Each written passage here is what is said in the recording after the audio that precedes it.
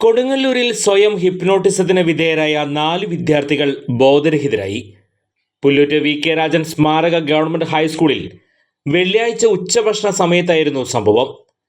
ഒരാൺകുട്ടിയും 3 പെൺകുട്ടികളുമാണ് സ്വയം ഹിപ്നോട്ടിസം നടത്തിയത്. മറ്റു ചില കുട്ടികളുടെ സഹായത്തോടെ കഴുത്തിലെ ഞരമ്പിൽ ബലം പ്രയോഗിച്ചതോടെയാണ് കുട്ടികൾ ബോധരഹിതരായി വീണത്. ആദ്യം 3 വിദ്യാർത്ഥികളാണ് ബോധരഹിതരായത്. ഇവരെ അധ്യാപകരും PTA ഭാരവാഹികളും ചേർന്ന് താലൂക്ക് ഗവൺമെന്റ് ആശുപത്രിയിൽ എത്തിച്ചു. ഇതിനിടയിലാണ് മറ്റൊരു പെൺകുട്ടി കൂടി ബോധരഹിതയായത്. പെൺകുട്ടിയെ ആദ്യം താലൂക്ക് ആശുപത്രിയിലും തുടർന്ന് AR മെഡിക്കൽ സെന്ററിലും പ്രവേശിപ്പിച്ചു.